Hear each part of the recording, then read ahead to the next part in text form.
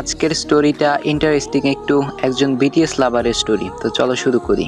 আমার নামটা নাই বলি, আমার বাসা নারায়ণগঞ্জ। আমি যখন থেকে বিটিএস লাইক করি তখন থেকেই ভেবেছিলাম যে আমি রিলেশন করব না, আমি বিটিএস লাভ করি। এইটা আমার বাসার কেউ জানতো না। আমার আম্মু বিটিএস কে পছন্দ করতো না। তো আমি যখন ক্লাস 8-এ পড়ি, আমার পাশের বাসায় একটা টিচার ছিল, ওইখানে প্রাইভেট পড়তাম। ওইখানে আমার কিছু ফ্রেন্ড হয়, ওর বাসা আমাদের বাসার কাছেই ছিল, তাই কথা হতো, অনেক ভালো সময় কাটতো। ওই সময়গুলার সামনে রোজার ঈদ ছিল, সবাই মিলে আমরা ভাবতেছিলাম যে হাতে কার কাছ থেকে মেহেদি দিব। তো আমার এক ফ্রেন্ড, তার বোন মেহেদি দিতে পারে, তাই আমি বলছি যে আমি মেহেদি দিব। ও বলে আচ্ছা, চাঁদ রাতের দিন সকাল 10টায় ওর বাসায় যাইতে।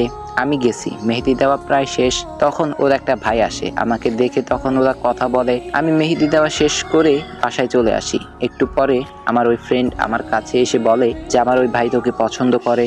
আমি কিছু বলি নাই। ঈদের দিনে আমি বাসা থেকে বাহিরে যাই, তখন আমার ফ্রেন্ডের সাথে দেখা করি, সবাই সময় কাটাই, বাসায় যাই ওর, আমরা ছবি তুলি। কিছুক্ষণ পরে ওর খালাতো ভাই বোনেরা আসে, আমরা সবাই মিলে একসাথে মজা করি। যে আমাকে পছন্দ করে সে বলতেছে মেয়েদের গালে টোল পড়লে নাকি মেয়েদের অনেক বেশি ভালো লাগে, তো আমার গালে টোল পড়ে। তখন আমার ফ্রেন্ড বলতেছে যে তোর গালে তো টোল পড়ে। এটা দেখে সবাই হাসছিল, আমি খুব লজ্জা পাই। কিছু সময় পর সে আমাকে বলে আচ্ছা কিছু মনে করেন না, মজা করছিলাম। তখন আমি আর কিছু বলি নাই। আমার ফ্রেন্ড বলে যে এখন ওরা ওর খালামনির বাসায় যাবে, তাই আমি বলি তাহলে আমি বাসায় চলে যাই। তখন আমার ফ্রেন্ডের বোন বলে কেন, তুমিও চলো আমার সাথে। আমি বলি আম্মু মারবে, আম্মুর কাছে না শুনে গেলে। পরে আমার ফ্রেন্ডের মা আমার আম্মুকে কল দিয়ে বলে, আমার আম্মু বলে আচ্ছা যাক, সমস্যা নাই। তখন আমি যাই, রাস্তায় ওর সাথে পরিচয় হয় আমার। সে বলছে যে কখনোই যেন আমি তাকে ছেড়ে না যাই, আমি যেন তাকে বিয়ে করি। এমন কিছু কথা বলছে যাতে আমিও রাজি হয়ে যাই তার সাথে রিলেশন করতে। তার বাসা আমার বাসার কাছেই ছিল, তো আমাকে সে অনেক ভালোবাসতো। এভাবে দিন কাটতে থাকে। 1/5/2025 এই দিনটা ছিল আমার জীবনের একটা ভয়ঙ্কর দিন।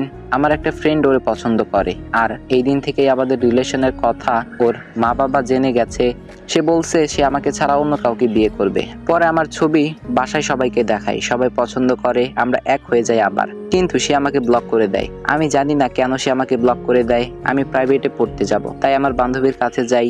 আমি কান্না করতে করতে শেষ, আমার অবস্থা অনেক খারাপ, মাথা ঘুরে সেখানে পড়ে যাই। তখন সে এটা শুনে আমাকে মেসেজ দেয়, পরে কথা হয়। আর সে বলে আমি নাকি অন্য ছেলের সাথে কথা বলছি।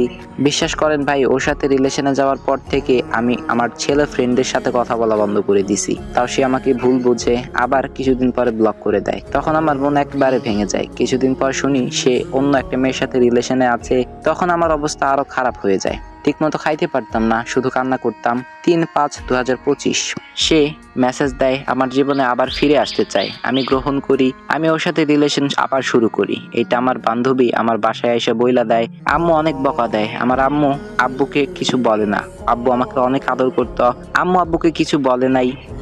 আমি ওর সাথে কথা বলছি, এটা আম্মু বুঝতে পারে এবং আমার থেকে ফোনটা নিয়ে যায়। তাই আমাদের যোগাযোগ বন্ধ হয়ে যায়।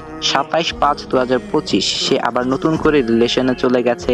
এখন তার উদ্দেশ্যে আমি একটা কথাই বলবো, তুমি ভালো থাকো, আমি তোমায় আজও অনেক ভালোবাসি। হয়তো তোমার সাথে আর কথা হয় না। তো গাইস, আপুটার গল্প এ পর্যন্তই ছিল। কেমন ছিল গল্পটা? আশা করি ভালো লাগছে।